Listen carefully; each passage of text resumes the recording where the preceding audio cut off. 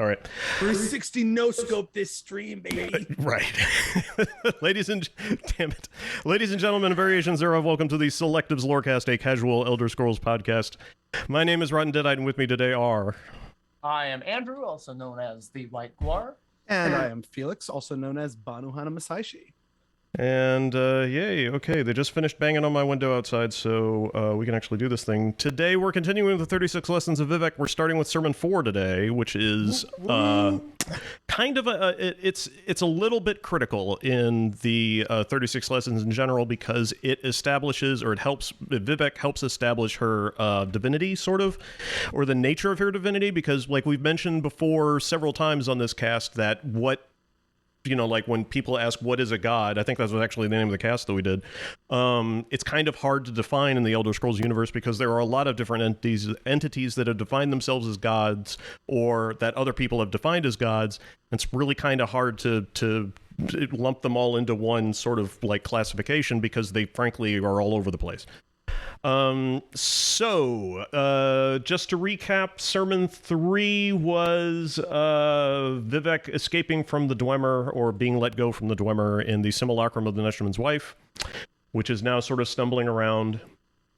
And so the Sermon 4 begins with the simulacrum of the Neshman's wife, who carried the egg of Vivec within it, went back to looking for the lands of the Enderil, because apparently Vivec and her mother don't really understand how to read signs. Maybe they didn't have them back then. I don't know. Along the journey, many more spirits came to see it and offered instructions to the son, daughter, the future glorious invisible warrior poet of Ardenveld, Vivec. Can't have enough titles. It's a little bit of the Journey to the West, where Wukong gets about 1 million titles at the end of it. A troop of spirits called the Lobbyist for the Coincidence Guild appeared. There's a place that I guarantee you has very low very low dues. The Coincidence Guild, probably like it goes back and forth. Well, that sounds like a reference to some kind of determinism. So I wonder what that has to do with Jiggalag or Sil, because they are the ones who are. I mean, we think of determinism, all about determinism, yeah, that's what it sounds like. So, the coincidence. I mean, what if that is Sil or Jiggalag, or even Knights of Order? There, well, it's hard to say. I mean, maybe it could certainly be related. Is what I'm agreeing with here. Is that they could be related to Jiggalag or Sil for that matter. Yeah. It could be. My one kind of like to sort of pull it back a little bit is that with regards to Jiggalag, is it just me, or have we not really seen or heard of them since Oblivion? Yeah. So there wasn't even really like an Easter egg or something in Skyrim. It's just kind of, that's a thing. And then it's just, disappeared back to, back to Oblivion with it. So and yet Sheogorath is still around. Like, it could be, but in terms of how things seem to be set up, I kind of doubt it, and so lean more towards Sil and like the whole Dwemer sense of like technical viewing of the world and order and such. Yeah. Well, I mean, that's one of the things that I've been wondering is when you defeat Jiggalag at the end of Oblivion, does that mean that Jiggalag fucks off for a while, or is it largely symbolic? It's hard to say. Does it mean that Sheogorath just gets to continue to exist, which is true, because he shows up again in Skyrim? I don't know. It is kind of like an Elder Scrolls Unsolved Mysteries. That's the name of a new series, folks. Ooh, yeah, don't get me started. Vivec understood the challenge immediately and said, the popular notion of God kills happenstance. Here's what that means. The popular notion of God is that God's will, or that we are all doing God's will. God has a plan. You've heard the terms before. You can also apply it to Taoism, for example, that there's a great pattern that determines everything, and of infinite complexity and unfathomable depth. And while we may not be able to comprehend the will of God, we are subject to it nonetheless. And this fits well with the idea in the Elder Scrolls that at the very least that God is that the Godhead is having a dream, although I think most people will agree that this dream is kind of running away from him. And that what do you mean I'm not in control? What? I'm not lucid dreaming anymore? It's one of those dreams where you think everything's going fine, and the next thing you know, you're, I don't know, whatever, butt naked in front of your high school class, and you're like, I didn't want this. So instead, what we have is Wildren. I think Elder Scrolls Legends has a little bit about Jiggalag in it, but I don't know it. Yeah, I haven't played it either. I think LJ knows something about it, but all right. LJ is the resident Legends expert. Okay, good.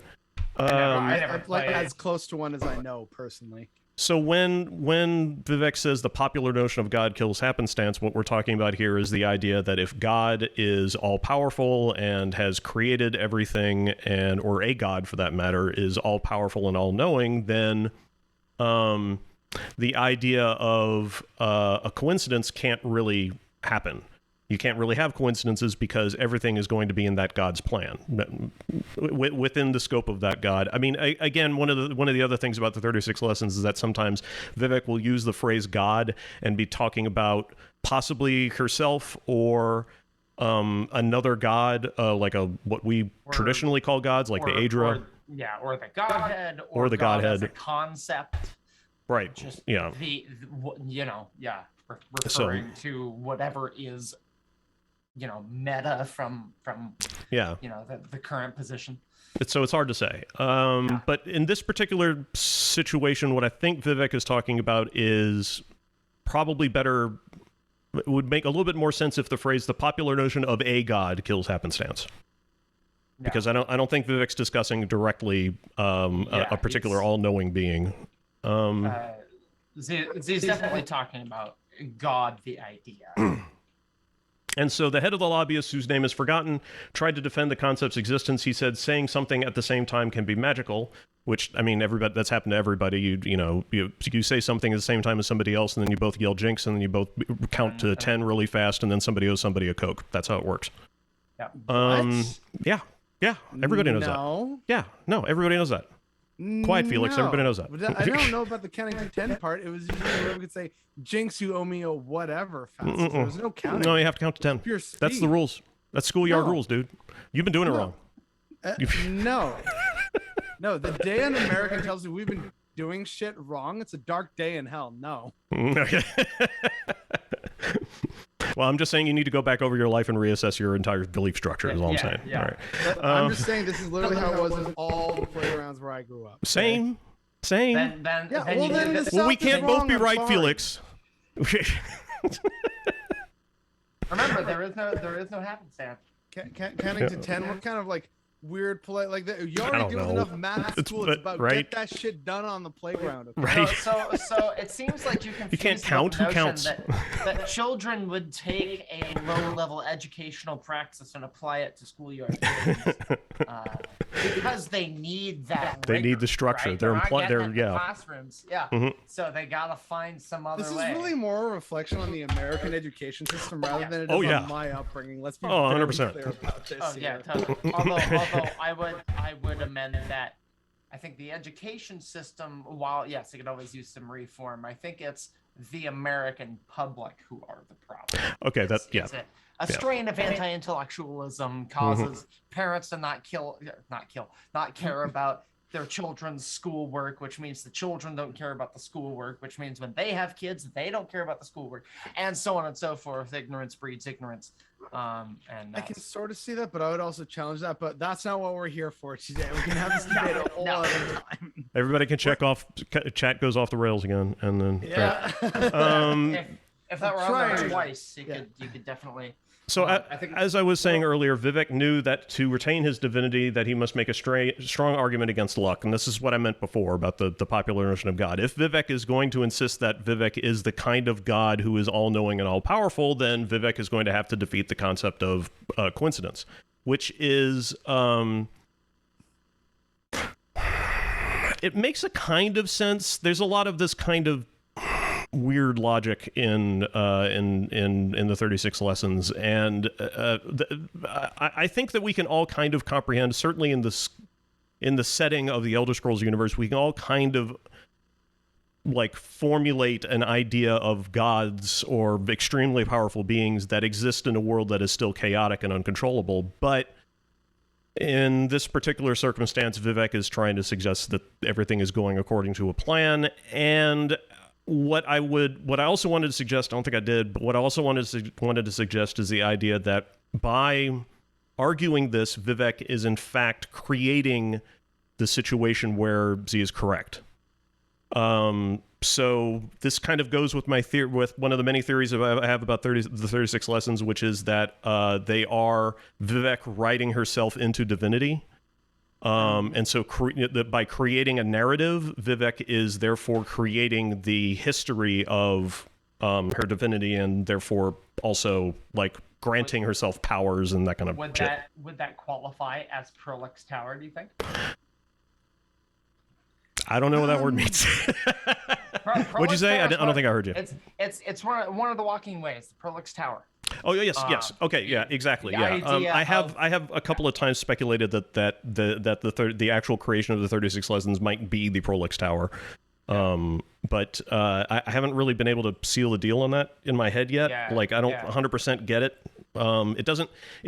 When I'm writing things like for the 36 lessons, there if I put something in, I don't want to you know the saying, if you understand something, then if you can't teach it to someone, then you don't understand it. Yeah, that's kind of where I'm coming from. Like if I can't explain that idea of the Prolex Tower in my own head and cover all the connections that it seems like the Prolex Tower is making, then I don't think I really understand it, and I don't want to mention it, you know. Well, then can I offer my understanding, because maybe it's completely off base, you know. I am willing to be wrong here.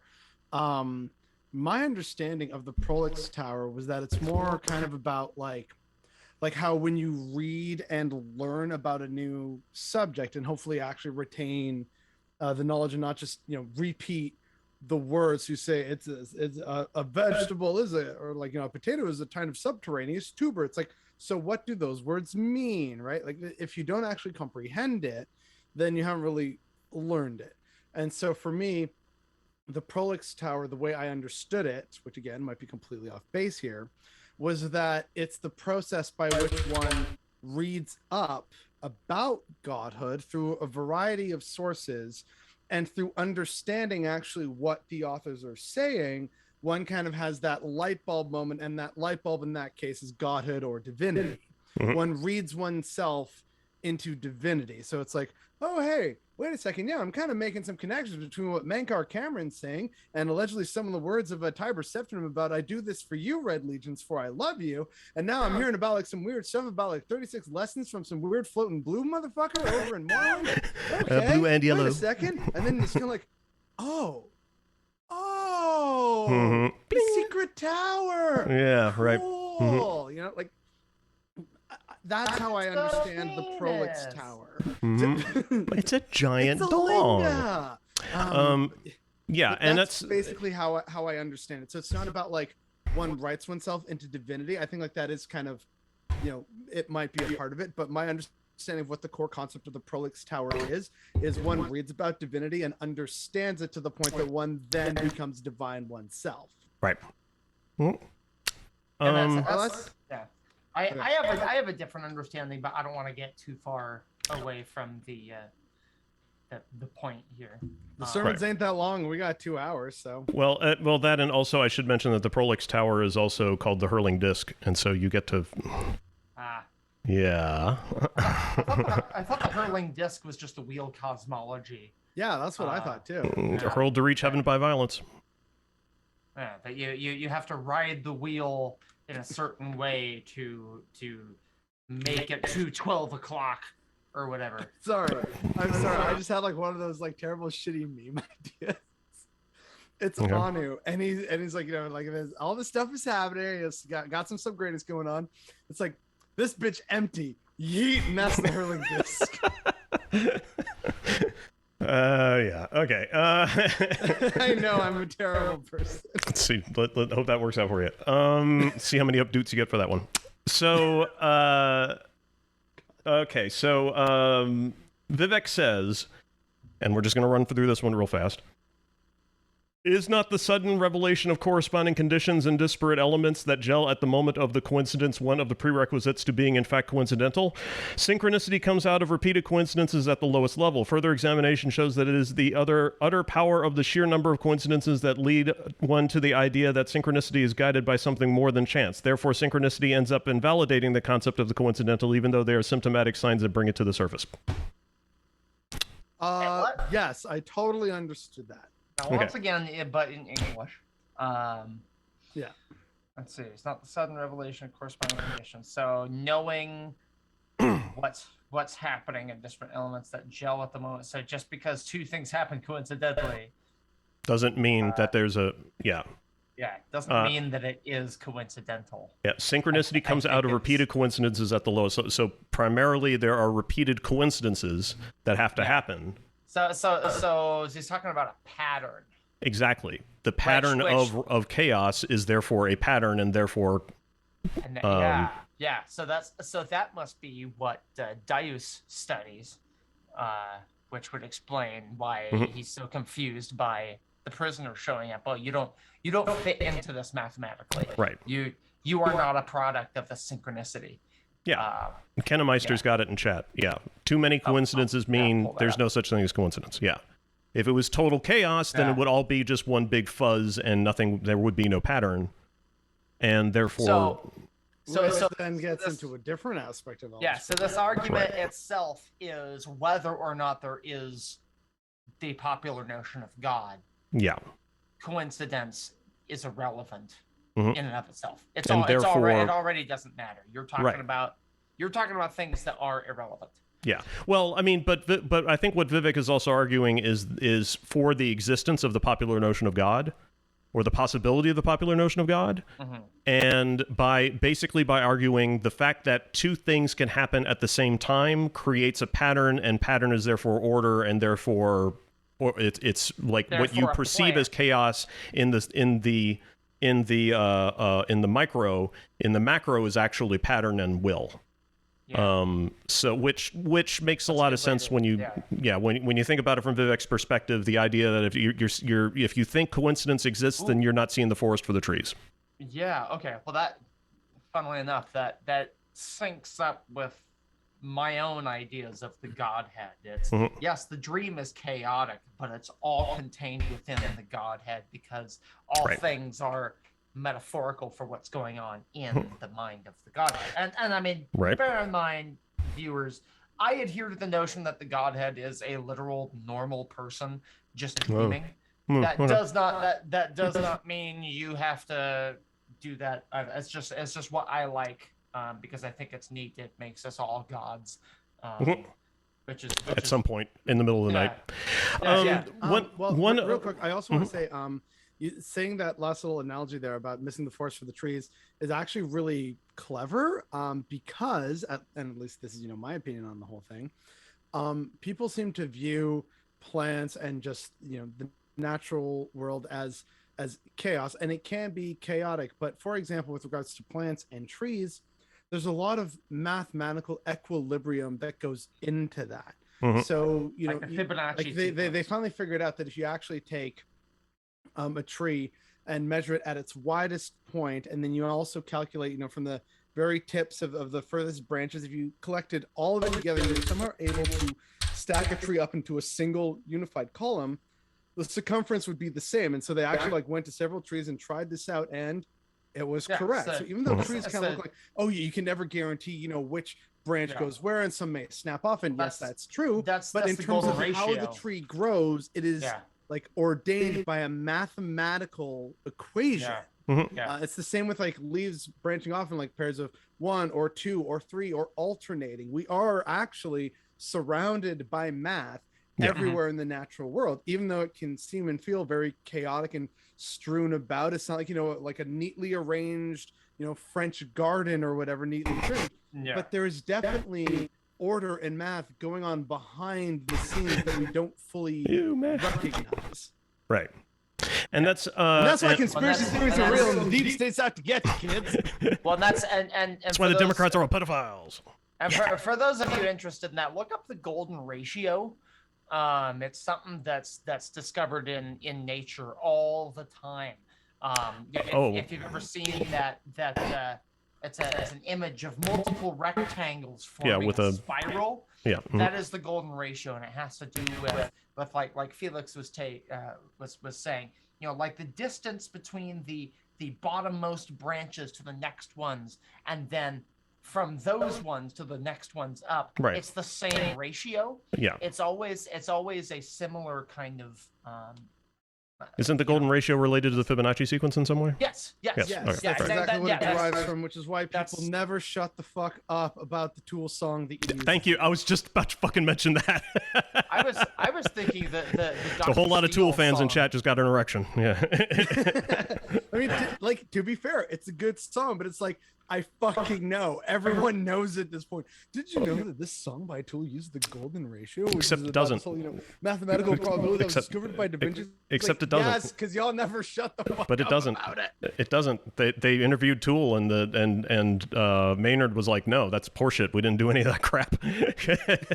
He's like, we wouldn't write a song that was that structured. He's like that would constrain us too much, man. That's coincidence that we didn't do that on purpose. Maynard is basically a chaos entity, so I only ever trust maybe about 1 out of every 5 things he says. Yeah, but I mean, this one I kind of trust because I'm pretty confident that Maynard's not going to not toot his own horn if given the. I don't mean that negatively. I mean he's very, very good, so I would toot my horn too if I was him. If people want really structured, ordered music, they can always look into math rock. I thoroughly recommend Polyphia. I listen to a lot of Meshuggah, so yeah. Also good, yes. So you're gonna learn a lot about host and guest rhythms and polyrhythms and shit.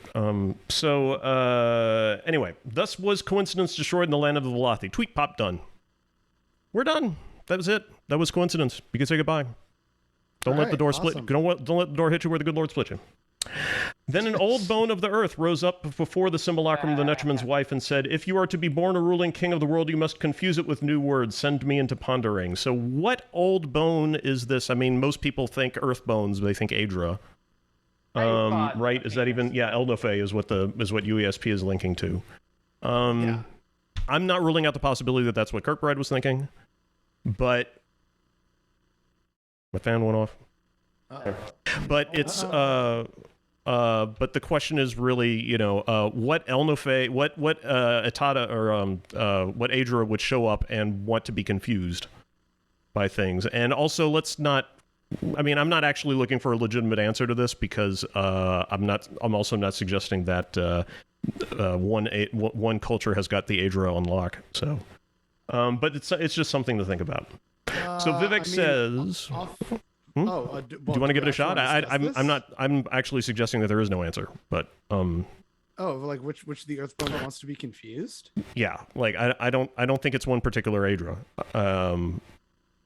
I mean, I also said it's probably not going to be one particular one, but if I had to maybe throw a guess or two out there, I would say Akatosh or Ariel, because of the very nature of time being confusing unless, given the dragon's madness and all that. So that would be kind of like, hey little bitch boy, hey little egg, tell me something I don't know, because I've seen a lot of shit that hasn't even happened yet and throughout multitudes, right? So it's kind of like you really have to try and impress me because I've seen some shit. I could also, in my opinion, make an argument for Mara, given like the nature of love and how it's quantified in terms of like platonic love, and if you want to have like a kind of more marital love, or the love we show to friends and family, things like that, there's ways of that being in terms of emotionally confusing. So those are the two that immediately come to mind, but I agree that like you can't just say, oh, it's absolutely so and so. I'm just throwing out like if someone, gun to my head, said you got to choose a Daedra or two for like what you think this would be, those would be my two guesses. So Vivec cranks out another little piece of poetry, which is, let me talk to you of the world which I share with mystery and love, which we're talking about I am and Set. Who is her capital? Have you taken the scenic route of her cameo? I have, lightly in secret, missing candles because they're on the untrue side, and run my hand along the edge of a shadow made from 103 divisions of warmth and left no proof. Okay. Does that make any sense to anybody? My argument is that it's not supposed to. Yeah, I think that's a synesthesia. At least that last bit there. The and run my hand along the edge of a shadow made from 103 divisions of warmth. That sounds like I have a hard time parsing. I mean, 103. I can't think of any time that is an important number anywhere else. You know, warmth. I mean, maybe different ways to use the word. Maybe how many definitions of warmth are there? But it's certainly not 103. Gang. Oh, okay. Come on, What? we've done this before. The shadow self. When we were talking about philosophy. You're talking about run my hand along the edge of a shadow made from 103 divisions of warmth? Okay, say the whole, like the last part again. Missing candles because they're on the untrue side, and run my hand along the edge of a shadow made from 103 divisions of warmth and left no proof. Missing candles are untrue. So, a couple ways we can break this down, right? First off, I forget who, but someone, I don't know if we did it in a video or it was in someone else's video or it was like a post on like the Tesla subreddit or something, but people made really good and strong connections between the Shivering Isles expansion, where you have to confront your shadow self. And it's actually like a mini boss battle if you're like really doing this late. And so it's that idea, and I forget if it's like Kant or someone else who talks about, you know, the shadow self, where it's a reflection of you, but not entirely. It's, you know, obscured again by the shadow. It's not entirely knowable as a concept, but it is a part of you, whether you recognize it consciously or subconsciously. So that for me is like one part of operating. The other thing that we could keep in mind in terms of like trying to build a bigger picture of what maybe Vivec is saying here, and it's not just maybe synesthesia doesn't make a whole lot of sense. Like let's actually try and do our job here for a second. I think that then on top of that, with feeling warmth is about that aspect of self-love that is crucial to Vivec's idea of what love truly is and being able to become a god. On top of that, if there are candles missing from that, and I'm assuming maybe we want to go with like the 108 that's symbolic in Hinduism, and then like 1008 in Elder Scrolls. It could be that maybe we can actually infer that there's only 5 candles missing, and those 5 are related to Aedra or Daedra for whatever reason. I know that's a bit of a stretch, but I'm just saying like it's a possibility that people could keep in mind. Well, but for me, I can explain the candles of like warmth and run my fingers along the edge of a shadow is like being able to taste, or beginning to like not taste, but like beginning to sense the shadow self, and learning to then recognize that and begin to feel like warmth towards it rather than coldness and aversion, which is often associated with shadows, which thus actually improves one's journey towards self-love, which helps in the advent of godhood in the Elder Scrolls universe. That would be how I'd try and like quote make sense of that. Well, I can definitely tell you, I can definitely explain the candles. The reason why Vivec says candles are on the untrue side is because in later sermons, Vivec will go through great lengths to explain that the moment you try to define anything, you lose the truth. And the sense of like the Platonic forms, the only true form of anything can be held only in your head, and it can't be comprehended, much like the Tao. You can't understand, like the moment you try to explain or put into words or describe something, you lose the true essence of what it is that you're talking about. And I think that's what Vivec is talking about here, is when Z says that lost my place, lightly in secret missing candles because they're on the untrue side, is but Vivec was saying that Vivec was traveling in a way that was closer to truth in the respect that it was undefinable, and yeah. The way I'm reading that, missing candles because they're on the untrue side, that tells me there is light that looks like candles, but they're not candles. They're fake candles. So it's Oh, some okay. untrue light, something that is being deceptive. It's I mean, maybe this is a reference to the anticipations, maybe, because they're not the true gods we are. And those are the missing candles, were something like that. You're following this light and you should be following us, but it's not time yet. Something along those lines. That's kind of the avenue I was going down. But I like that run my hand along the edge of a shadow made from 103 divisions of warmth. That I like what you were thinking with that, Felix. I doubt it's in reference to that one fight in Shivering Isles, but I think and I'm not saying, I'm just using that as an example of people of like, hey, in just, terms of understanding shadow in the context of the Elder Scrolls universe, and then like again, I forget if it was Kant or someone else who had the idea of like the shadow self. Remind me what the relationship is between the shadow self and ego death. That I'm not even 100% sure about. That's why I'm mostly had to reference like. Because I'm not sure, because if you face your Jungian shadow and you that's it was young. Cross that off, check mark. There you go. Yeah, that you defeat your shadow self for some reason.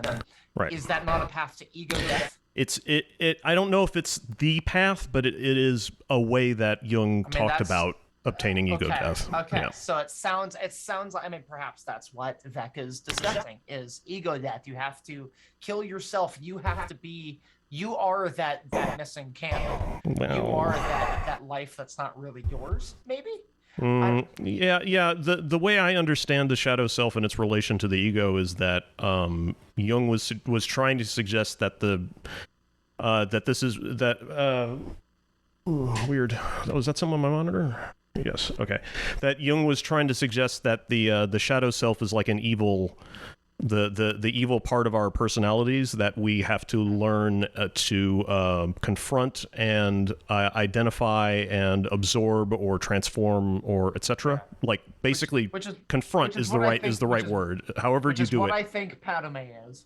And that's also why people, if they want a really good idea of this in terms of practice and in a fun video game, Persona 4. Oh yeah. Oh yeah. It is a good person. Yeah. Persona 4 and 5, I think, are almost required reading for Jungian psychotherapy. Persona 5's got a bunch of great shit in it too. I can only wait for 6. The way they're going right now, it's going to be phenomenal. Hopefully. And so they have, it'll probably come out before Elder Scrolls 6 too. And so the problem that people have when they're confronting the shadow self is that it is all the parts of our personality and all the choices that we've made and so on that are hideous to and repulsive, that we hate about ourselves. It's the Dalai Lama has a quote that I like to regurgitate a lot, which is that we hate in others what we hate in ourselves. And it's something that I've caught myself doing, which was revelatory. That when I see an aspect of myself in someone else that I'm not proud of, it repulses me and I hate it. And it's gotten to the point now where every time somebody does something that pisses me off or does anything, or I realize that I'm really angry about something about that somebody, or I'm really angry at somebody. The fastest way for me to resolve it internally is to just figure out what it is about them that reminds me of me, and then, I mean, at the very least, it starts to make sense. It may not. I might still be pissed, but it'll at least make sense. Yeah. At least you'll kind of figure out why your mind is working that way. Yeah, and that's kind of a key part of self-awareness that I've been working on for the past decade. You've been doing this a long time. I've been here a minute. So one of the things that Persona suggested was that we have to defeat our shadow selves in Persona 4. It was 4. And in order to self-actualize, in order to step closer to ego death, and but there's a lot more to ego death than just confronting and admitting that you have that there are parts of you that you don't like. And then when a lot of people talk, when we were discussing at great lengths in various episodes, the capital L love of that Vivec talks about, it's related to, like, loving yourself is related to loving the shadow part of yourself, and that doesn't mean that it's carte blanche acceptance. Like, you just go, well, I'm son of a bitch, and I'm just going to lean into it. That's not how love works. Back to what I was saying about, like, running along, the shadow and feeling warmth. I'm like, that for me was the immediate kind of connection. Right. I get that. And a slight clarification is Persona 4, like, that's how it starts, is like, there's a shadow version that confronts the various different characters, except the main character, of course, because the main character is flawless. But every time those NPCs are like, this can't be part of me, I reject it.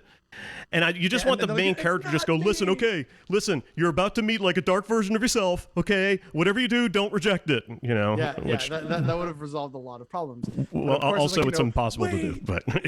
but, like, this, the whole, it builds up in the drama, the same with every fight before, you get the party member, it's like, what the hell? This isn't me! No, I reject you! And then, like, ha, ha, ha, and then boss battle begins, they have to fight it down, and then eventually it's like, hey, no, now you've hit the hit point slow enough. Now you got to talk to it and basically reconcile with this part of yourself. I'm like, you know what? Yeah, now that I've had time to think in this 50-minute long fucking battle, you know what? I recognize, like, I did kind of feel this way, and that's unfortunate. But you know what? I own it. I recognize that I have work to do, and then it kind of, like, dissolves away, and then the good version of it shows up, and then, like, oh, look, I have my persona now. I have a persona now. I've got my own stendo. Like, persona. And then you, like, break a tarot card, and then, like, weird, crazy, like, shoot yourself in the head. Thing shows up, and you're like, okay, this tracks. So, right. Now we're back on board. Yeah. Twilight points out in the Clockwork City DLC, you fight shadows. And I was really looking forward to seeing where they were going to go with it, and they didn't really go anywhere with it. It just kind of ended up being sort of. I mean, they did better than they usually do. I mean, it was do better than Meridia's quest with, like, the shades of Stormcloaks and Imperial soldiers. Yeah. I think it isn't war so bad. That whole thing. Get your Demon Slayer sword. That whole thing with Diveth Fear, where we had to fight his shadow. I think there's an argument to be made there that the shadow is actually the animus. I think that's where they're headed with it. Of an individual. Yeah, because it had to do with his magical ability. Yeah. And if magic is formed from the soul, the magical creation and the soul, because that's the animus is the magical energy that allows an individual to be mobile, and to be animate and alive. Then it seems to me that when he lost his ability to cast spells and things, that was his animus that was missing, which means that the shadow must be related to that. Yeah. That was what I sussed from it, at least. So,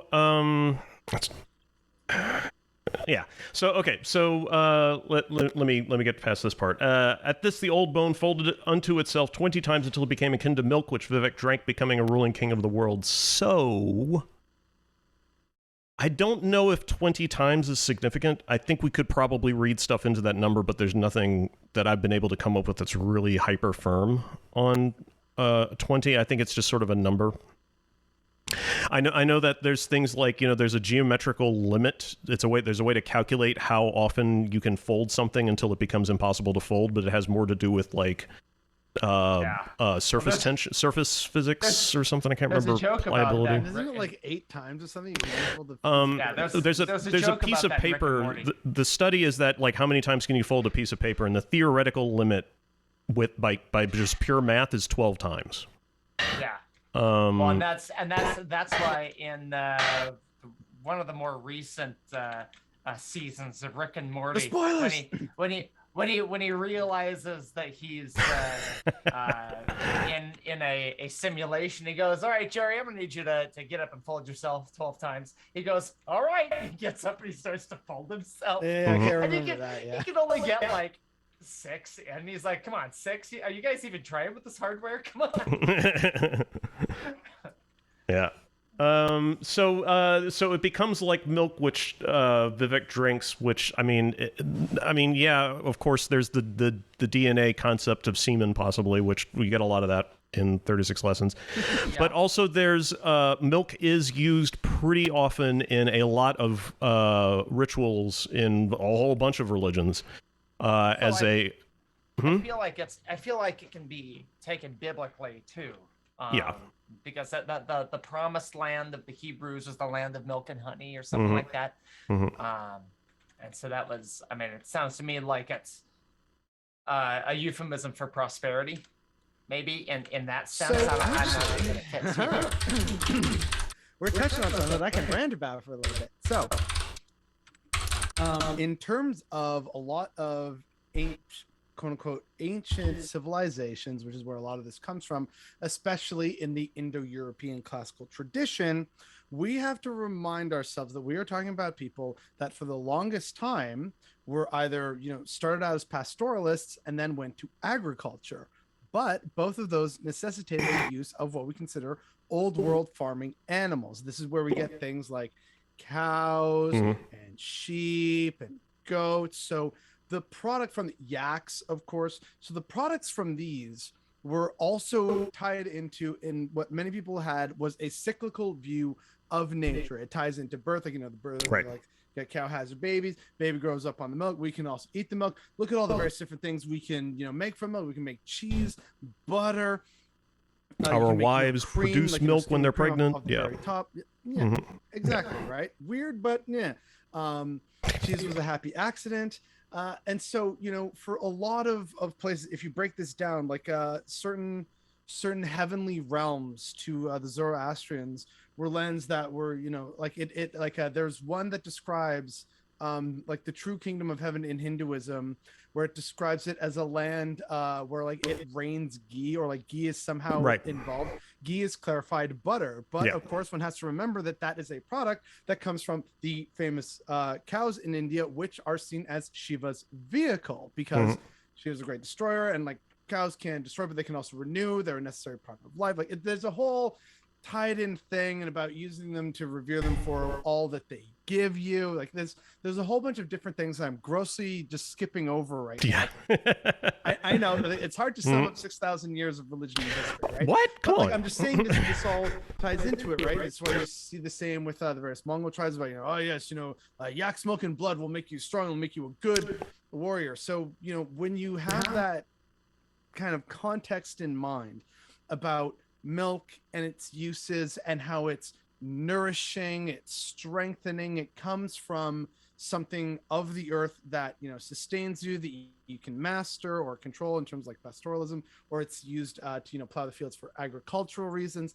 There's a whole bunch of different real practical and also spiritual bases that all coalesce to render it very significant. And so that's why in like Hinduism, Zoroastrianism, in Judaism, land of milk and honey, a great realm where it rains ghee, and in God's temple, you can always have cold chilled milk, and it's the best, most refreshing milk you've ever had. Like there's one sucks at the teat of wisdom. Like there's all these things relating to like the nourishing aspect of a cow and milk in some way throughout a great many cultures, from India to France.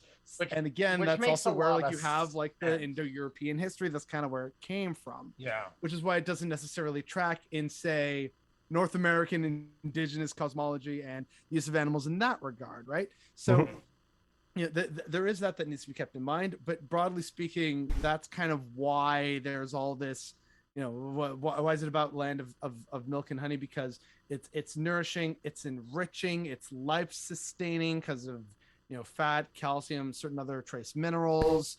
That's why for so many people it was like what a great thing that the gods so graciously provided us with, right? And how they view that or put emphasis on one or two aspects of that's up to the independent different cultures. But there's always that kind of unified core nugget of truth at the end of it, which is what an amazing thing that we have on this planet. Milk's great. Cow. Yeah. And but this creates this milk Vivec drinks and becomes a ruling king of the world. So that's it. It's done.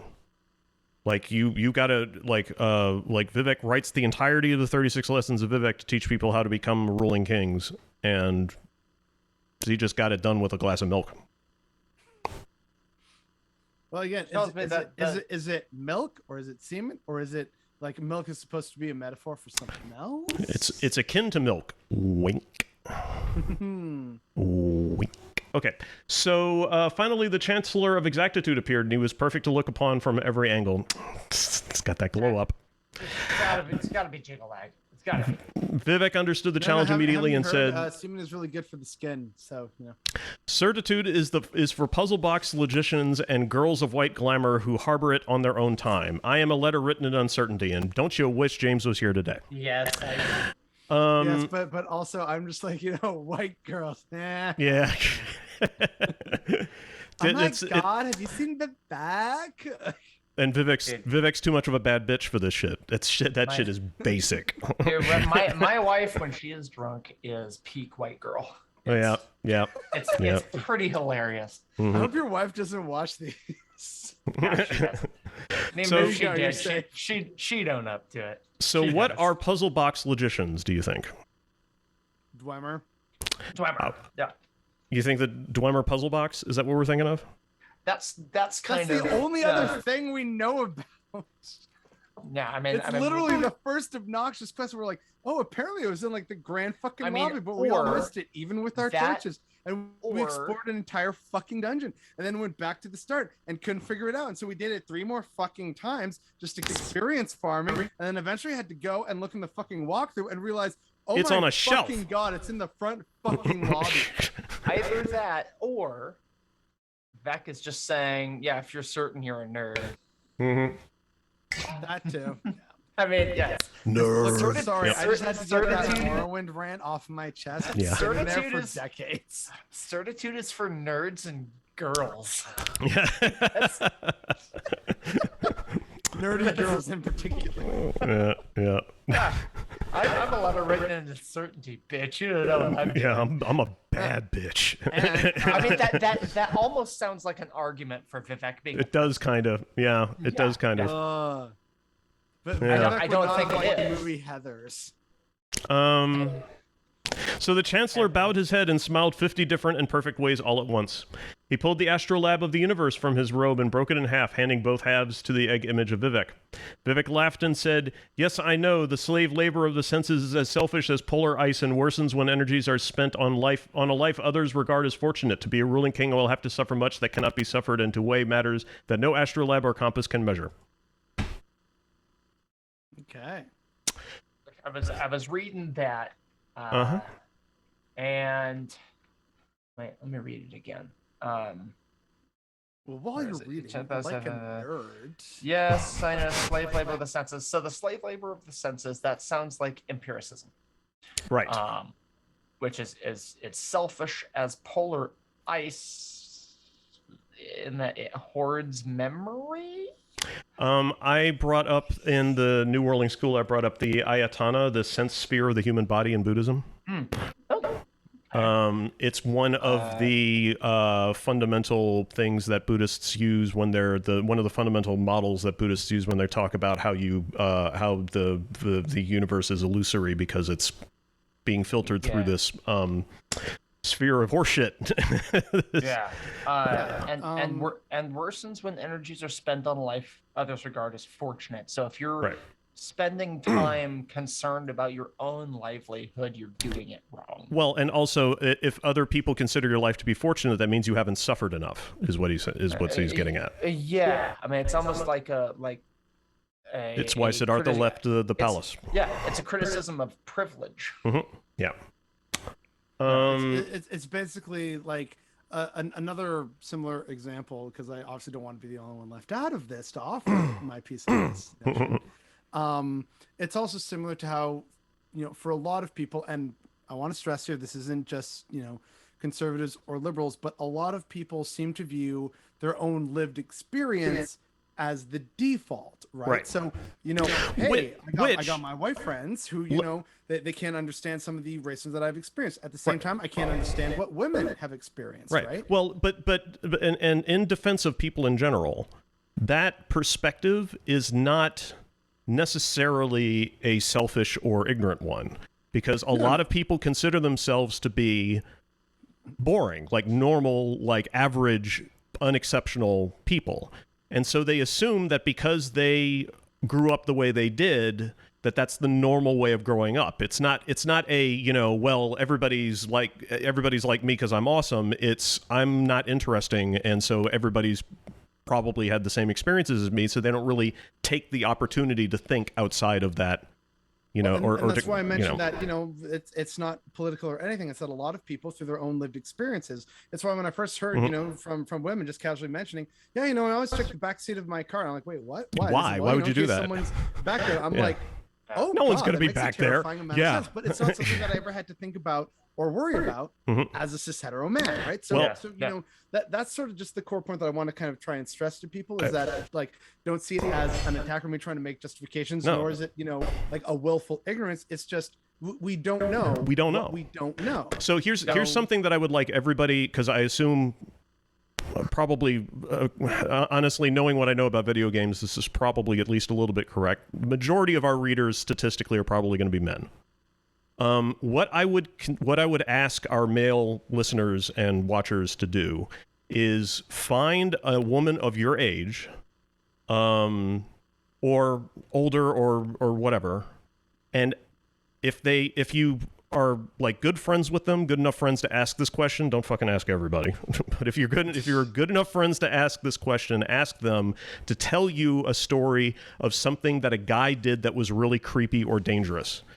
Because statistically speaking, every woman in the United States past a certain age, and that age is horrifyingly low, has a sexual assault story. Yeah. They all do. All of them. And the thing that I really want to emphasize to guys out there is that it's the same for men. Almost all men past a certain age also have a sexual assault story, but few of us are aware of it because we either didn't know that it was sexual assault when it happened and it hasn't been pointed out to us, or we're just sort of, whatever. You know, we just, well, that's just boys being boys or something like that. I remember one time in Mexico, I was walking down a sidewalk and some girls were walking the other way and one of them touched my butt. Okay. Yeah, no, well, which at the time, in high school. Yeah. At the time, it was like, oh, what happened? Yeah, right. You're like, huh? And yeah. You know, my buddy was laughing, but you know, yeah, right. Happy the camper, especially in the cyber online age. Oh God, if you loop in like stuff that's happened by email or text or something, I mean, it's horrifying. Women got some stories, y'all. Yeah, But, and yeah, and yeah, to kind of like confirm what Andrew was saying, I remember it happened a few times in high school where girls were like, you know, they were usually girls that I knew. We weren't those who did it were never like super close with me, but like we were in similar friend circles, so we did like hang out. We saw each other at some parties every now and then. Mm-hmm. Yeah. But there were a few instances where I'd just be like, you know, minding my business, you know, just like talking with friends or something, and then I'd come like I'd just, you know, come to realize that someone just like literally either like gave a little pinch of my butt or they slapped my butt, and I would just be like, the fuck was that? Like, Yeah, it's someone who I knew, so it wasn't, you know, what the heck, but it was still like in retrospect, like I didn't invite you to touch the butt. That's a point of privilege for the women that I choose to voluntarily have in my life in an intimate manner. Right. Yeah, You are not that. It's different if you know, my wife, you know, gives me a like spank as she walks by or whatever. Like she's my wife. That's and I'm talking about like people who I knew where I wasn't even necessarily Double close Vivec, with. And we're talking several different girls at the like over the course of high school. It didn't happen often, but there were definitely like at least 3, maybe 4 times where it happened in high school. And like it was perpetrated by 3 different girls. So like sure, a rare occasion, but it still happened, right? And in retrospect, people think like, oh wait, what? But dude, like, come on, that's awesome. You know, the girls, you know, touching the butt. And yes, they were cute, but I didn't ask for my butt to be touched, and I wasn't dating these people. if my girl comes up to me and like casually grabs my butt, it's like, okay, that's a little weird, but like whatever, we're together. This wasn't that, and so it's like definitely a thing where like I'm not trying to cause a scene about it, which guess what, that's what a lot of women also feel is, okay, don't cause an immediate scene, but no, that's not cool. And unfortunately, they get it a lot worse due to a variety of reasons, but as Chris points out, and as again Andrew and I are corroborating here right now, just about every guy probably has some kind of story involving sexual assault. Now, in both our cases, that's very, and I hate to use this, but quote, mild. There are plenty of other people, as you've seen with nationwide scandals of coaches, teachers, with power and authority from parents, uncles, aunts, etc., doing actually really horrific, deeply traumatizing forms of like even worse abuse than say just like slapping someone on the butt. But it still doesn't mean that slapping someone on the butt is ever okay. And unfortunately, this is something that we see again just as much for men as we do for women. It's just that men are way more reticent to come forward about it for a variety. It's not that we go, oh, should I say? It's that a lot of times it doesn't even occur to us. That's because it's celebrated. Well, it's like, bro, did you see when that girl just like kiss you randomly at the party, and you're kind of like, yeah, man, oh, like I'm a teenager. Like, I don't know what to do with that. It's like, but like, I didn't ask for that. Like, it just kind of happened. I was kind of like flabbergasted and kind of in deer in the headlights moment. Doesn't actually mean in retrospect that was at all okay, right? But lots of other people at the time were trying to make it seem like it was okay. It's like, bro, that girl who's actually totally really cute, like kissed you at the party. That's cool, bro.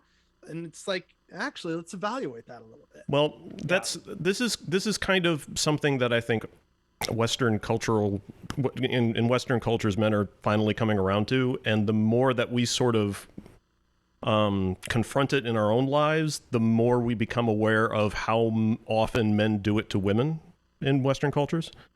And I don't know if the situation is improving for women at all. I doubt it, to be honest. I think it's getting worse. Or at least we're hearing about it more.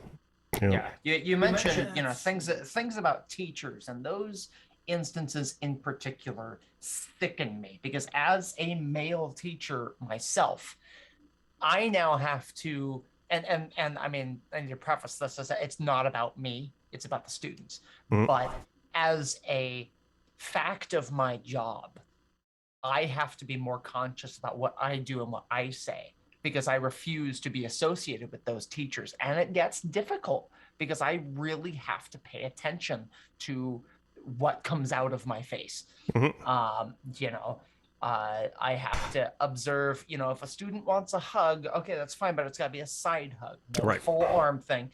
If you're alone with a student, you always have the door open. Never be alone with a student. That's a no-no, because the last thing you want is someone going, oh, yeah, Mr. Guar over there had a student alone in his office for 20 minutes. What happened in there? All it takes is one parent seeing something and going, and misinterpreting it. That's all it takes, and that can be, or in their defense, interpreting it correctly, for that matter. Absolutely.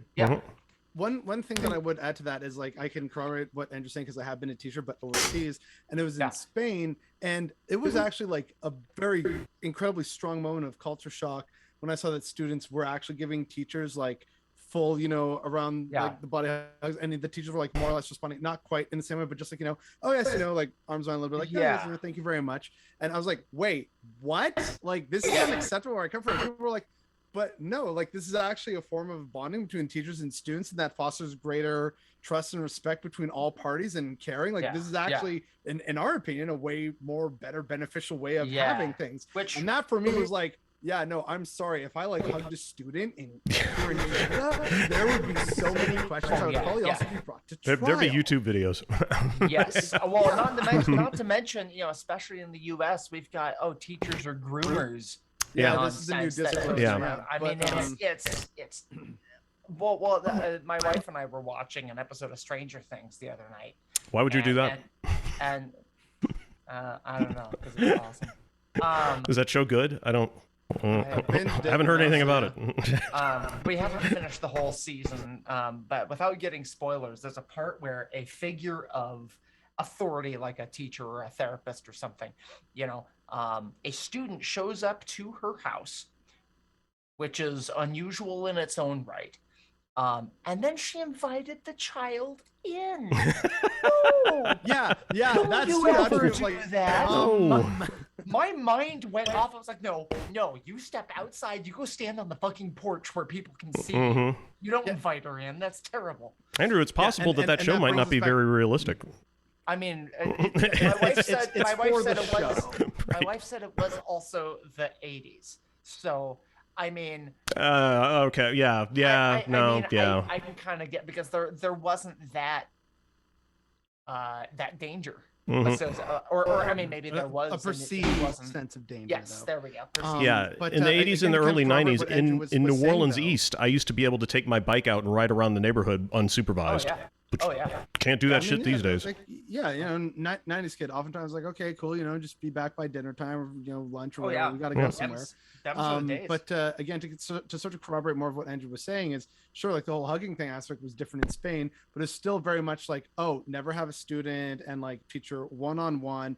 If it absolutely has to be, then like the door is open. But 9 times out of 10, it's like there's always a third party involved. So like another student or there's another teacher, like an administrative supervisor in the room to talk about something with students. So like I never as soon as I got was, like, two students, alone I'm with good. a student. It was like I'm there with them and then my supervisor, or like there's always still that aspect that's part of it, right? Which again is why when I saw the Stranger Things, I was just like, what? Inviting a stranger to your house? No, like even when I did private tutoring sessions, it was I usually had more than one student, and also there was someone else in the room, so like an older relative or like a neighbor or something. It was still like, hey, yeah, sure, fine, I'll like do like an extra hour of extra tutoring for this student. You just pay me like a ton of euros for it, and for the privilege, and sure, just make sure that someone there who's like the responsible adult who also properly speaks the language, as opposed to my broken version of Spanish and Catalan at the time.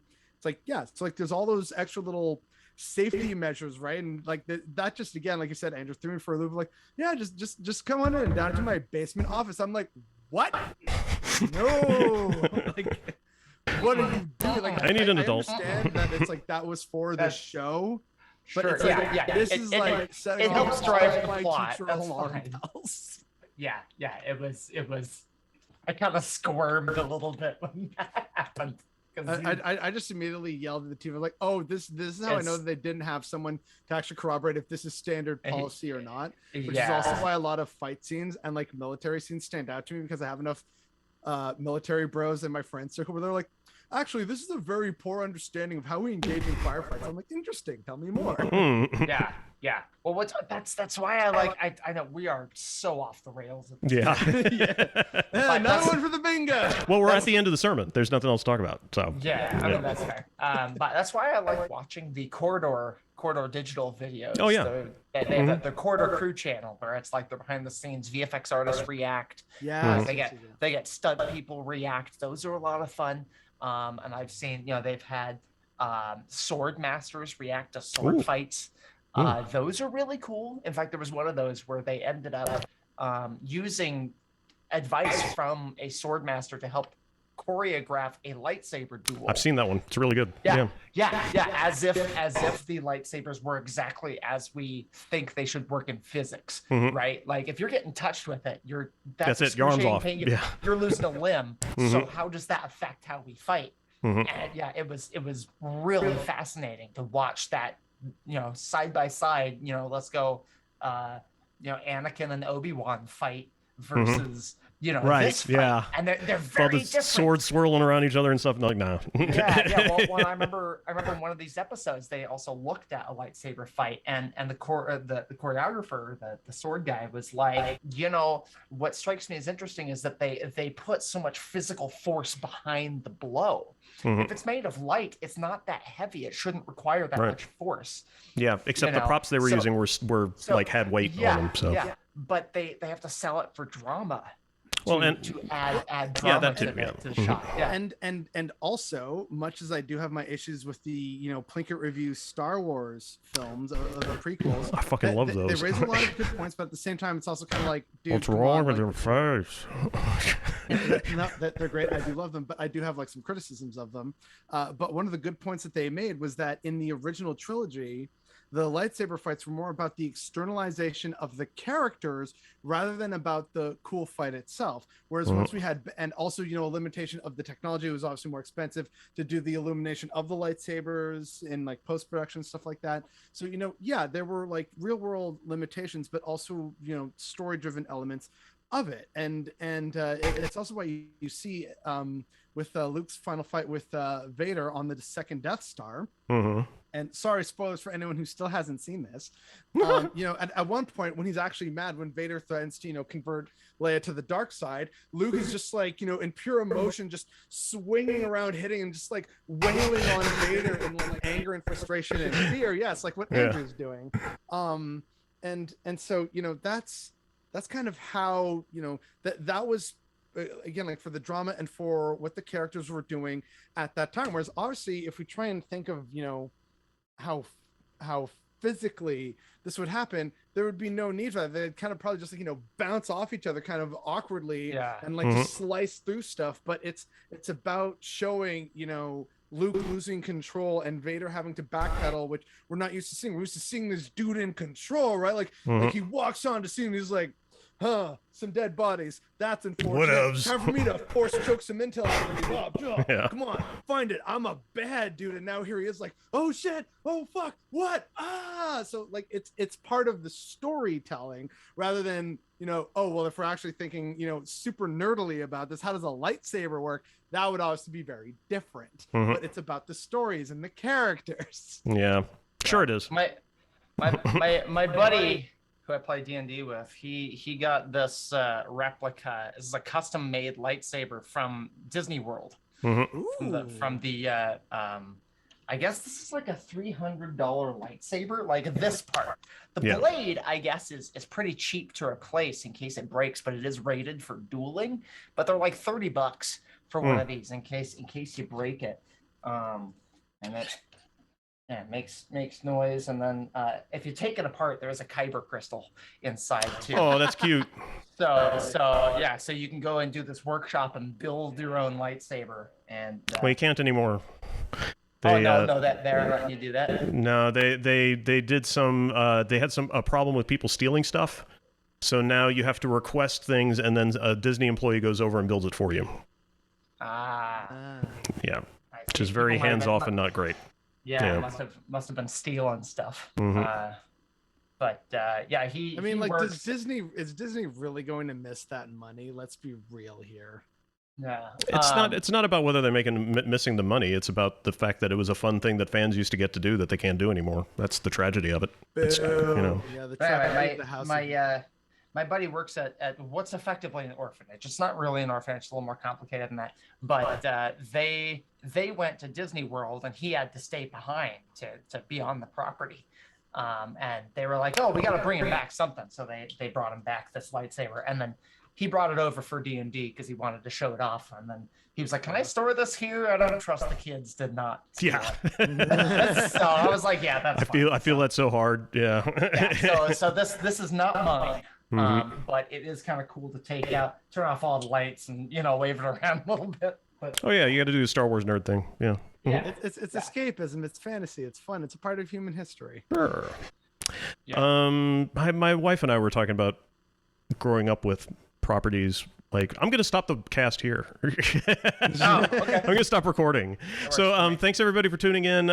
We have gotten some emails about suggested topics that we are definitely going to do. Some stuff about the skull, which I think is a really good subject to talk about. Might be lucky enough to have a guest on for that if Sothis can get things together. That will hopefully be the next cast. I want to thank everybody for hanging around. I'm going to stop the recording here, but we're going to keep talking about stuff because this is fun. So, okay. Tune in on Patreon. Bye. Yes, bye.